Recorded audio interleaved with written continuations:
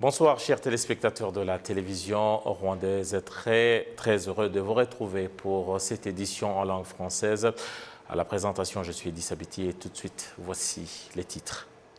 Au deuxième jour de sa visite en Zambie ce mardi, le président de la République, Paul Kagame, accompagné de son homologue Hakainde Hichilema, ont visité le parc national de Moussi-Otunya. Alors que le Rwanda entre ce jeudi dans une semaine de commémoration pour la 28e fois de suite du génocide perpétré contre les Tutsis. C'est une période où les autorités sanitaires se disent prêtes à apporter leur assistance nécessaire aux personnes qui pourraient souffrir de problèmes de santé mentale au cours de cette période. Et puis en République démocratique du Congo, on trouve au fond du lac Kivu d'épaisses couches de déchets plastiques qui sont donc accumulés au point de bloquer les turbines de la plus grande centrale hydroélectrique de la RDC.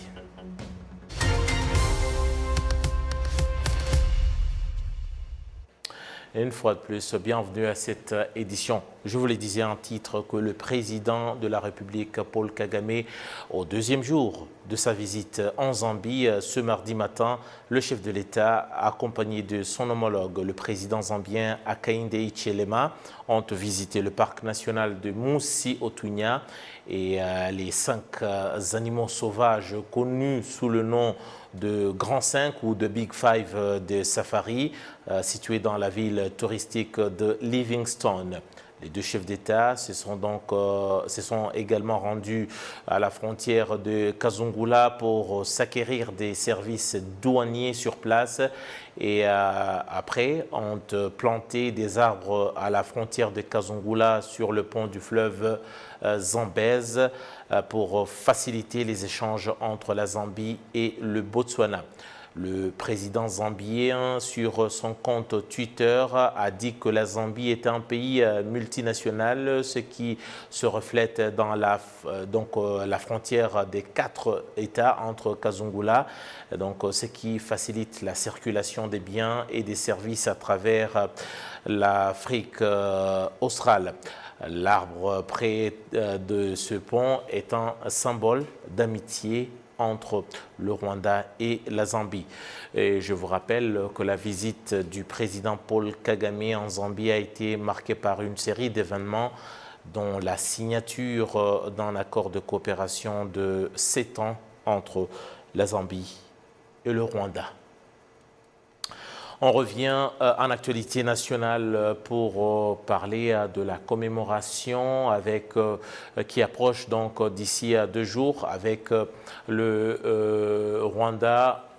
Donc, alors que le Rwanda s'apprête ce jeudi à entrer dans la semaine de commémoration pour la 28e fois de suite le génocide perpétré contre le Tutsi qui s'est déroulé, donc c'est une commémoration qui se déroule pendant une période de 100 ans.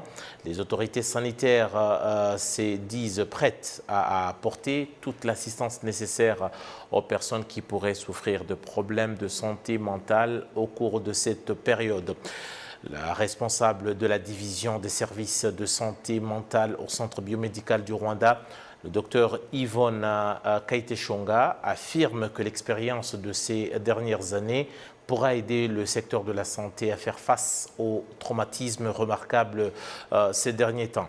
Au cours d'une conférence de presse animée ce mardi, le docteur Kayiteshonga a fait savoir que les statistiques de l'année dernière montrent que 39% des personnes qui ont donc subi des moments de traumatisme lors de la récente ou la dernière commémoration ont reçu une assistance adéquate et 61% ont été regroupés pour bénéficier d'un suivi permanent. Quant aux organisations des rescapés du génocide commis contre les Tutsis. De leur part, ils indiquent que certains volontaires au sein de cette organisation ont reçu une formation pour apporter une assistance aux personnes qui pourront donc avoir des problèmes de traumatisme pendant cette période de commémoration, tout en travaillant main dans la main avec les autorités sanitaires dans les 4 coins du pays. Au téléphone, nous sommes rejoints par le professeur Sezibera Vincent, et il est donc spécialiste en psychologie. Bonsoir, professeur Sezibera. Bonsoir, Edissa Biti. Très heureux d'être avec vous, professeur. Déjà 28 ans après le génocide commis contre les Tutsis, on aimerait bien savoir l'accompagnement, notamment ce qui est donc fait ou donné ou apporté aux personnes, notamment aux rescapés du génocide. Est-ce que c'est un accompagnement très nécessaire, puisque qui dit commémoration dit également réveil de certains souvenirs qui peuvent traumatiser. Oui, merci Edissa Biti. Comme vous l'avez dit, c'est vrai, la période de la commémoration du génocide perpétré contre les Tutsis, c'est un moment particulier du fait qu'il y a autant de mémoires traumatiques et une sollicitation de la mémoire qui peut conduire à des difficultés émotionnelles, à des épisodes traumatiques. Mais nous devons aussi constater que c'est un moment propice pour que la personne prenne du temps pour organiser tout cela et promouvoir la bonne santé mentale. Et nous sommes heureux de constater, à la différence d'autres pays et contextes, que notre pays, il existe un dispositif à la fois dans les structures sanitaires, mais aussi au niveau de la communauté, des structures qui sont là disponibles et susceptibles de soutenir ceux qui éprouvent des difficultés en cette période particulière, mais aussi à d'autres moments. Et au niveau de la communauté, autant de structures qui se mettent en place, qui se consolident et qui sont là disponibles pour donner un soutien psychosocial, un soutien qui va créer un environnement susceptible de soutenir la personne qui éprouve des difficultés. Je pense que le soutien social est très, très important pour le soutien des personnes qui éprouvent des difficultés traumatiques, en plus de ce qui peut être donné dans un milieu clinique, dans une structure clinique, dans les structures de soins dans notre pays.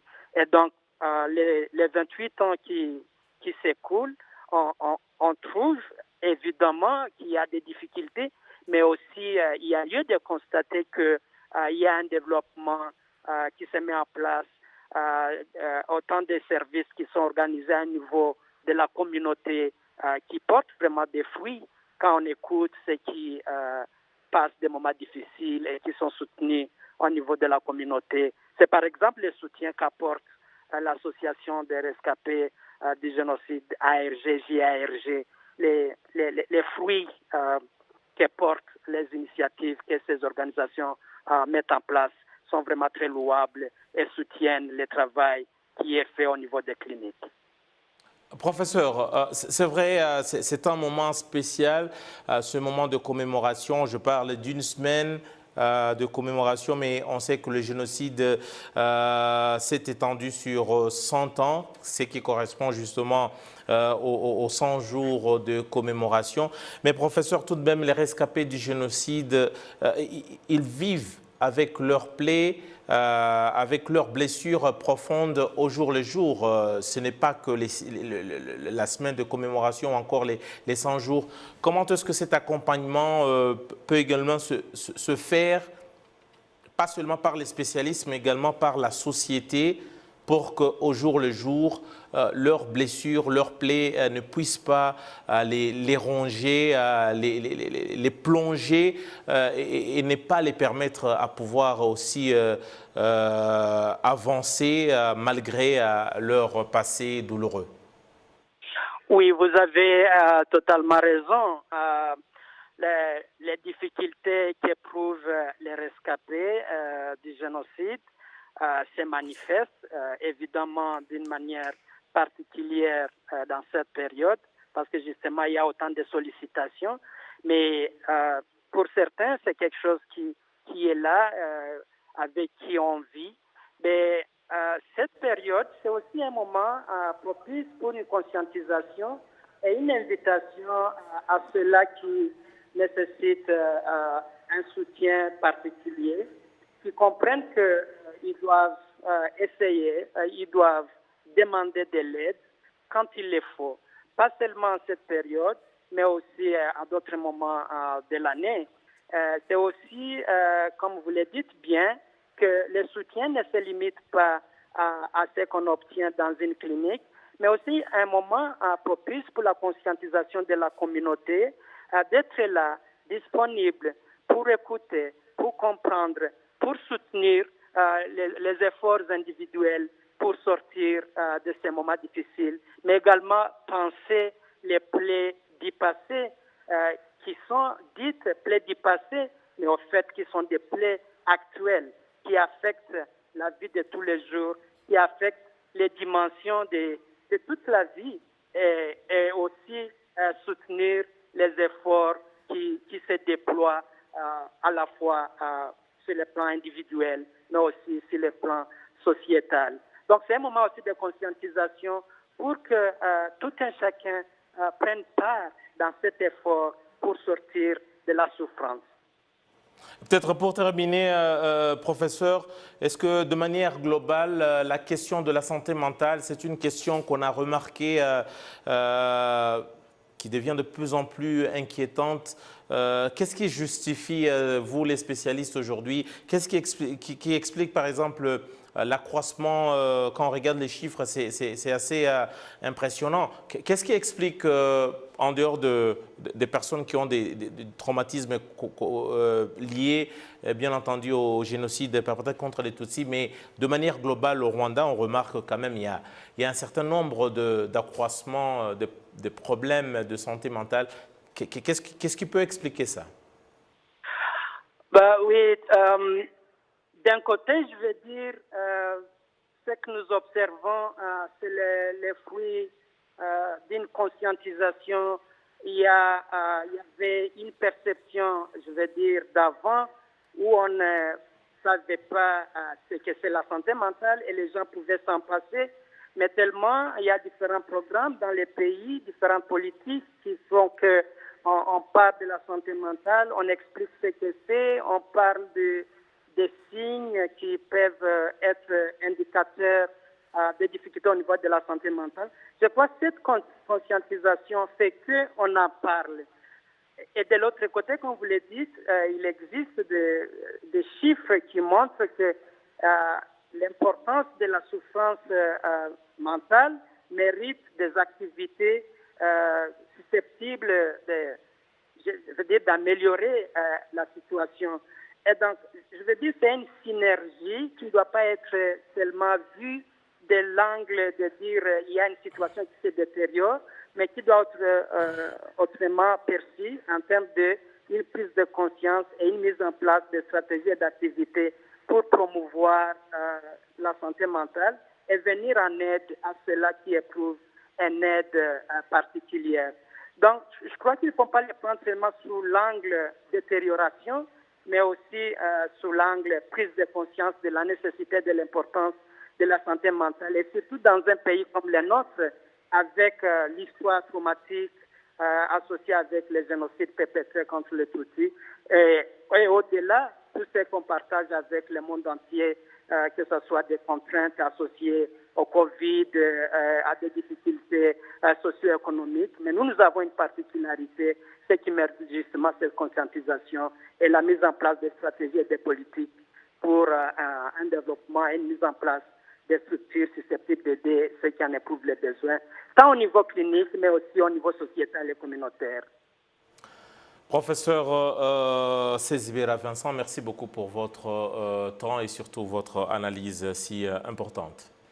C'est moi qui vous remercie de s'habiter. Passons à autre chose à présent pour parler à politique à présent avec des experts dans le domaine de la politique qui affirment qu'il est beaucoup plus efficace pour les pays en voie de développement d'apprendre les uns les autres plutôt que de toujours suivre le modèle des pays développés.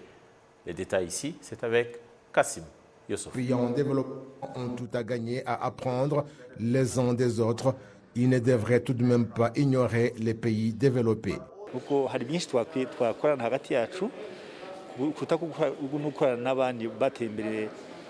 Il y a beaucoup de choses que nous pouvons faire entre nous, mais sans toutefois ignorer les pays développés. Il serait mieux de collaborer car ils sont à proximité. On a des relations et on partage beaucoup de choses. Et puis, nous partageons l'histoire de notre développement. Nous sommes tous en voie de développement et c'est mieux de collaborer pour apprendre les uns des autres, pour qu'on puisse avancer ensemble. Et après, on peut travailler avec les pays développés pour voir qu'on peut arriver à leur niveau.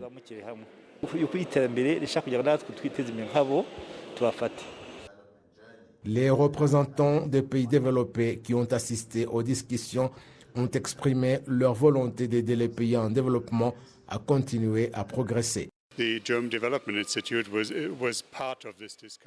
Le groupe des chargés de la sécurité en Allemagne a participé à cette réunion et ses membres sont des partenaires proches de l'agence rwandaise de coopération parce qu'ils viennent de passer des semaines ici et ils vont poursuivre le partenariat en Inde et cela va être une coopération triangulaire et ils vont examiner où la coopération va se poursuivre ultérieurement et c'est pour cette raison que nous sommes ici. On peut également s'appuyer sur nos agences telles que GIZ pour la mise en œuvre du développement de ces pays comme le Rwanda, le Suède et cela fait un moment que nous le faisons où nous les avons étendus en Amérique du Sud mais nous voudrions les faire venir ici. Le Rwanda est un pays qui a prouvé à maintes reprises qu'il est disposé à apprendre de quiconque fournit des informations et des leçons utiles. Il y a par exemple le ministre de la Jeunesse de Sierra Leone qui était ici et qui s'est entretenu avec son homologue rwandais sur leur programme pour le développement des jeunes que nous n'avions pas et que nous voudrions également mettre en place. Il était donc venu pour apprendre de l'expérience du Rwanda, mais au cours des entretiens, nous avons trouvé qu'ils ont quelque chose qui nous serait utile. C'est cela qui montre l'importance de cette coopération entre nos pays que nous disons en voie de développement car on apprend les uns des autres et ce n'est pas que le Rwanda a atteint le niveau supérieur et qui n'a rien à apprendre des autres.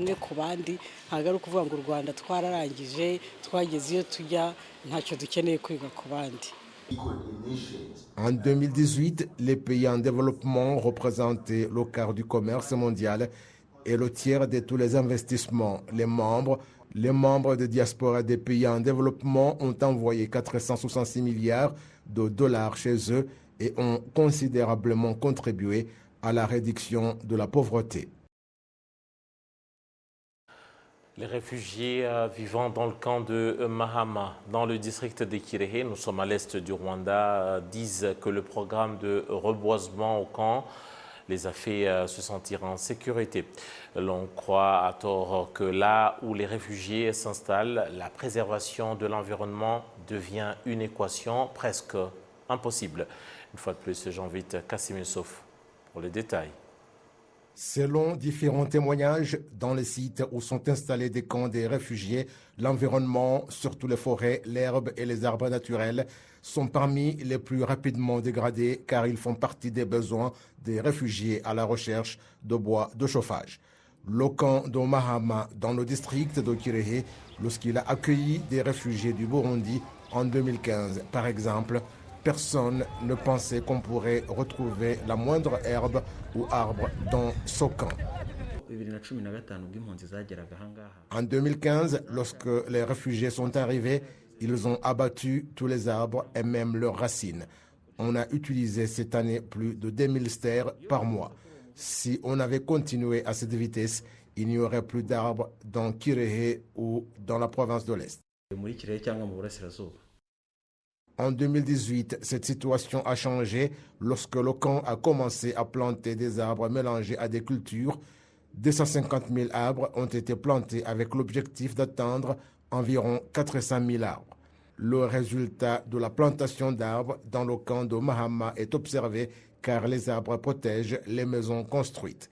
La ministre en charge de la gestion des situations d'urgence, Kaïsire Marie-Solange, indique que la politique de reboisement pour faire face à l'érosion et la plantation d'arbres fruitiers sont en vigueur dans tous les camps des réfugiés du pays pour garantir que la vie des réfugiés est protégée et la préservation de l'environnement assurée. C'est une politique nationale car même ailleurs dans le pays, l'on devrait planter des arbres qu'on mélange avec des cultures pour protéger l'environnement. Dans les camps densément peuplés, la plantation des arbres est nécessaire car sinon l'environnement se dégrade. Cela a été remarqué dans d'autres camps et nous devons prévenir tout cela pour s'assurer que les camps sont bien entretenus et que ceux qui y vivent jouissent de la sécurité et que l'environnement puisse fournir un air pur, et c'est possible.